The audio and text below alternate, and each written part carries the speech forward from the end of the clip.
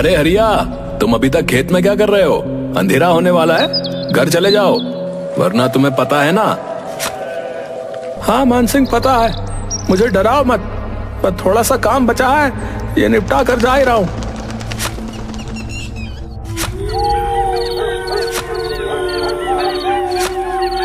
एजी, इतनी रात हो गई है और आप अभी तक यहीं हैं? अरे तुम क्यों रात में यहाँ आ गई हो? तुम्हें पता है ना, रात में छलावा घूमता है।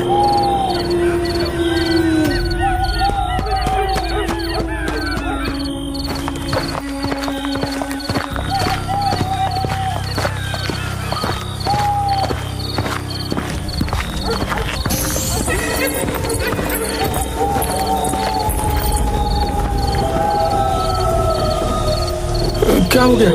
तुम रुक क्यों गई? चलो ना। वो सामने किसी औरत की लाश पड़ी है।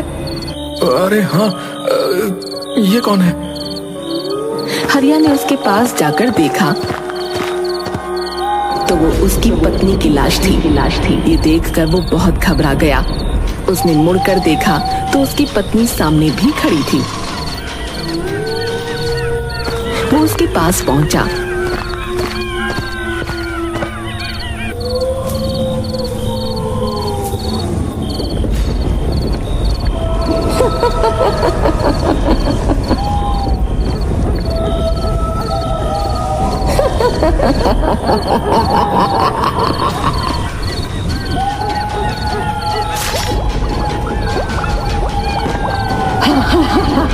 ताजा ताजा दिल, स्वादिष्ट।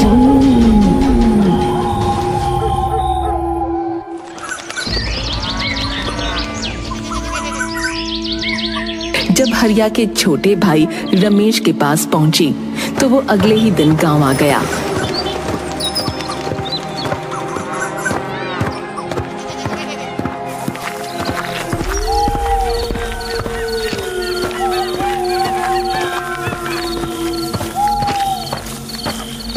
कितने बरसों बाद आज गांव आना हुआ है। यहां से जाते समय सोचा भी नहीं था कि वापसी किसी की मौत पर होगी। हे भगवान, मुझे इस बुरे समय को झेलने की शक्ति दे। रमेश काफी सालों बाद गांव आया था।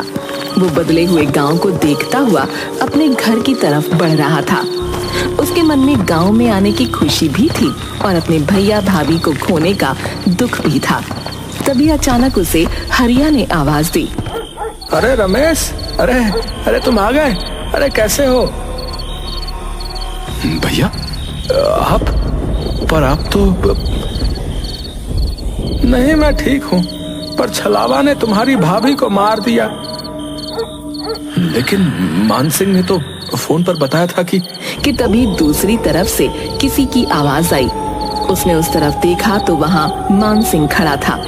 उसने फिर से मुड़कर हरिया की तरफ देखा तो वो गायब हो चुका था। तुम इतनी रात में क्यों आए हो?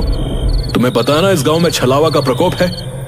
ये तो शुक्र मनाओ कि मैं समय पर आ गया, वरना आज तुम्हारे साथ भी वही होता जो तुम्हारी भाभी और भैया के साथ हुआ था। चलो यहां से। मुझे लगा सचमुच मेरे भैया जिंदा हैं। उनको सामने देखकर मैं छलावा के बारे में भूल ही गया था। नहीं, वो जा चुके हैं। चलो घर, चलो जल्दी।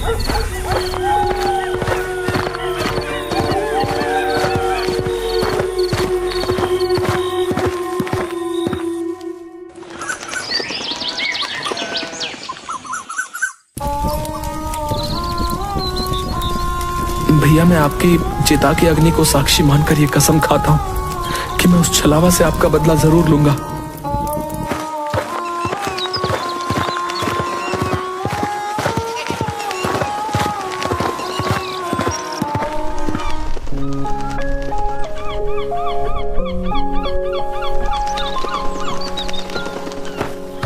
अंतिम संस्कार के बाद वो अपने बचपन के दोस्त गगन से मिलने निकल गया। पर जब वो उसके घर पहुंचा तो वहां ताला लगा हुआ था। वो उसके बारे में किसी से पूछने ही वाला था कि तभी वो आ गया। अरे रमेश, तू कब आया? मैं तो कल आया था, पर तेरे घर में ताला क्यों लगा हुआ है? अरे मैं कुछ काम से पड़ोस के गांव गया हुआ था, बस अभी आया हूँ। तभी अचानक शोर मचने लगा। पता चला गांव से बाहर जाने वाले रास्ते पर एक लाश मिली है। उस लाश का भी दिल निकाला जा चुका था और उसका मुंह भी कुचला हुआ था। हे भगवान, ये इस गांव में हो क्या रहा है? जरूर ये छलावा का काम होगा, लेकिन मैंने तो कभी नहीं सुना कि छलावा लोगों का दिल निकालता है। पहले नहीं निकालता होगा, पर अब इन लोगों में भी अपडेट आने लगे हैं। तुझे हंसी आ रही है? ये कोई हंसने की बात नहीं है, लोग मर रहे हैं। सॉरी, तो फिर इससे बचने के लिए क्या किया जाना चाहिए बता? हमें इस छलावा से छुटकारा पाने का कोई तरीका निकालना ही पड़ेगा। उसने मेरे भैया और भाभी को मारा है, मैं उससे बदला लेना चाहता हूँ। गगन और रमेश काफी देर खड़े बातें करते रहे, पर उन्हें छलावा को मारने का कोई रास्ता नजर नहीं आता। उसके बाद रमेश अपने घर चला जाता है।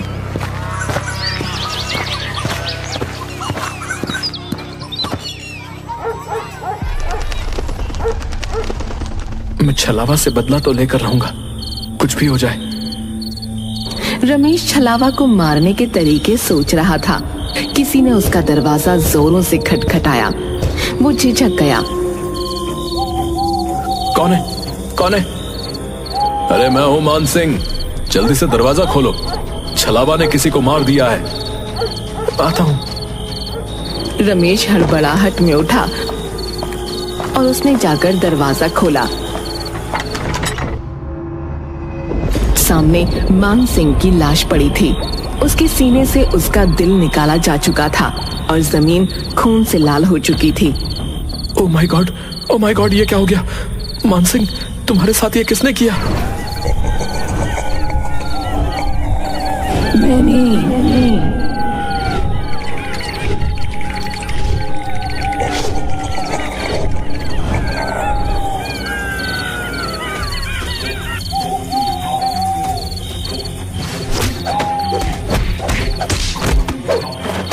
मैं तुझे छोड़ूंगा नहीं। पहले तूने मेरे भैया भाभी को मारा और अब मान सिंह को। उसका वो हमला बिल्कुल बेकार साबित हुआ, क्योंकि छलावा ने उसके दोनों हाथ पकड़कर नीचे कर दिए। रमेश को ऐसा लग रहा था मानो उसके अंदर बिल्कुल ताकत ही नहीं है। तभी छलावा मुस्कुराया और उसने अपना एक हाथ रमेश के सीने के अंदर डाल दिया। ये होते ही अचानक रमेश की आंख खुली और उसने देखा कि वो अपने बेड पर है। हे भगवान, ये सपना था? नहीं, मुझे यकीन नहीं हो रहा है। मुझे मान सिंह से मिलना पड़ेगा।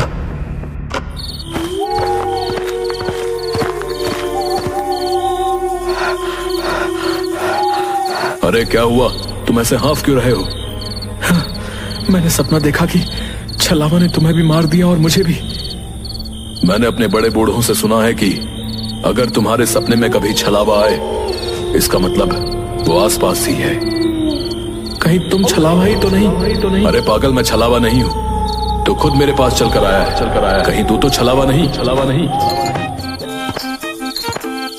क्या हुआ भाई, तुम लोग क्यों इतनी रात गए लड़ रहे हो? तू क्यों इतनी रात में टहल रहा है? तुझे नहीं पता रात में छलावा आता है? अरे मैं तो पीकर टुन्न रहता हूँ, छलावा मेरा कुछ नहीं कर सकता है। अरे तुम उसे छोड़ो, वो तो पिया हुआ है। ये बताओ कि छलावा कहाँ होगा?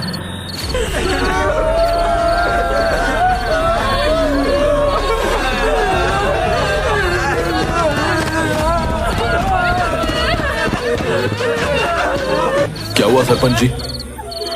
अरे मेरे बेटे को छलावा ने मार डाला। हे भगवान, छलावा ने सरपंच जी के बेटे को मार डाला। सरपंच जी, अब तो आपको कुछ करना ही पड़ेगा। सरपंच जी के बेटे की मौत ने पूरे गांव को हिलाकर रख दिया था। रमेश, मान सिंह और गांव के कई लोग एक जगह इकट्ठा हुए और छलावा से छुटकारा पाने का प्लान बनाने लगे। इस छलावा को रोकना ही होगा, हमें कुछ करना पड़ेगा। लेकिन कैसे? वो तो रात में आता है और हमें अंधेरे में दिखाई भी नहीं देता। इस छलावा से छुटकारा पाने का एक ही तरीका है। अगर हम उसे दिन में पकड़ लें तो उसे मार सकते हैं, क्योंकि दिन में वो बहुत कमजोर होता है। पर वो दिन में भला कैसे मिलेगा? तो बस ये तरीका है कि हमें उसे रात में ही किसी तरह फंसाना होगा और फिर सुबह होते ही उसे मारना होगा। हमें ऐसा जाल बिछाना होगा जिससे वो निकल ना सके। गांव के लोगों ने मिलकर एक योजना बनाई। उन्होंने एक बड़ा जाल तैयार किया और तय किया कि वो छलावा को रात में ही फंसाकर सुबह मार डालेंगे। अरे गगन, तुझे पता है हम लोग छलावा को पकड़ने वाले हैं। दिन में तो वो कभी मिलेगा नहीं, इसलिए रात में ही पकड़ना है। मैं तुम्हारे साथ हूं, लेकिन ये बहुत खतरनाक काम है भैया। लेकिन करना तो पड़ेगा, वरना लोग ऐसे ही मरते रहेंगे। रात का अंधेरा चारों ओर फैल चुका था। गांव के कुछ बहादुर लोग छलावा को पकड़ने की योजना के तहत इकट्ठा हुए। कई लोग डर के मारे नहीं आए थे, जिनमें गगन भी शामिल था। गगन फोन क्यों नहीं उठा रहा? उसने वादा किया था कि वो भी आएगा। शायद वो डर गया होगा। हम यहाँ हैं, हमें ही ये काम करना होगा। तभी एक ठंडी हवा का झोंका आया और सबकी रूह कांप उठी। अचानक सामने छलावा प्रकट हुआ, लेकिन हरिया के रूप में। भैया, आप जिंदा हैं? आप यहाँ कैसे? रमेश, मुझे बचा लो, छलावा मुझे मार डालेगा। रमेश का दिल जोरों से धड़कने लगा। वो अपने भाई की तरफ बढ़ा। तभी हरिया अचानक जोर से हंसने लगा और उसका रूप बदलने लगा। पहले वो एक बूढ़ी औरत बना, फिर एक जवान आदमी और फिर एक बच्चे में बदल गया। अंत में वो अपने असली भयानक रूप में आ गया। तुम लोग मुझे पकड़ने की कोशिश कर रहे हो, तुम मुझे नहीं पकड़ सकते।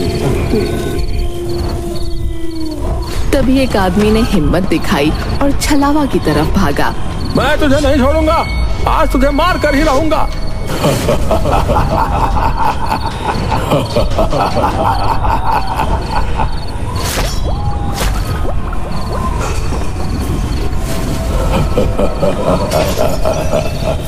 ये लो तासा तासा दिल खाओ। वहां मौजूद सभी लोग सन्न रह गए, जबकि छलावा वहां से गायब हो चुका था। ऐसा लग रहा था मानो वो उन लोगों को यही बताने आया था कि तुम लोग मेरा कुछ नहीं बिगाड़ सकते। छलावा को ये कैसे पता चला कि हम उसे पकड़ने वाले? क्या वो अंतर्यामी भी है? नहीं, छलावा अंतर्यामी नहीं होता, कुछ गड़बड़ है। ये सुनकर रमेश सोच में डूब गया कि आखिर छलावा को ये पता कैसे चला।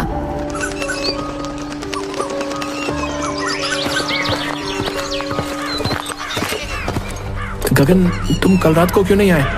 मैंने तुम्हें कई बार फोन किया। यार मेरी तबीयत ठीक नहीं थी, इसलिए नहीं आ सका यार, सॉरी यार।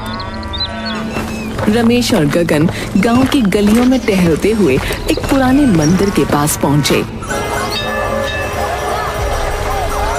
चलो मंदिर के अंदर चलते, थोड़ी शांति मिल जाएगी।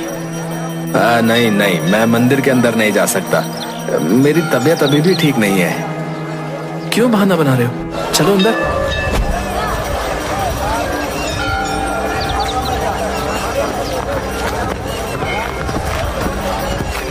गगन, ये गलत बात है, मंदिर में तो जाना चाहिए।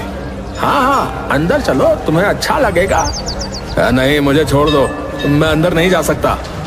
गगन बुरी तरह छटपटाने लगा, लेकिन रमेश, मान सिंह और सरपंच ने मिलकर उसे पकड़ा और मंदिर के अंदर खींच लिया। मंदिर के द्वार के अंदर जाते ही गगन जोर जोर से चीखने लगा। मुझे पता चल चुका है कि तुम ही छलावा हो। जिस लड़के का छलावा ने मुंह कुचल दिया था, उसकी पोस्टमार्टम रिपोर्ट आज सुबह आ गई और पता चला कि वो तो गगन था।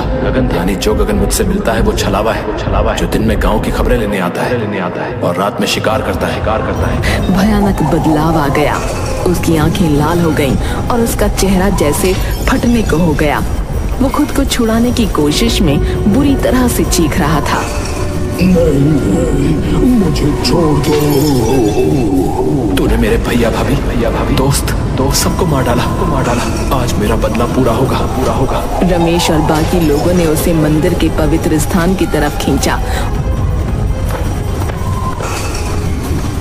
और उस पर गंगा जल डाला। छलावा की चीखें और भी तेज हो गईं और उसके शरीर से धुआं निकलने लगा। मंदिर के पवित्र वातावरण में वो धीरे धीरे राख में बदलने लगा। ये हमारे गांव की शांति के लिए जरूरी था। अब छलावा का आतंक खत्म हो जाएगा। छलावा का शरीर पूरी तरह से जलकर राख हो गया। सबने राहत की सांस ली और गांव में फिर से शांति लौट आई।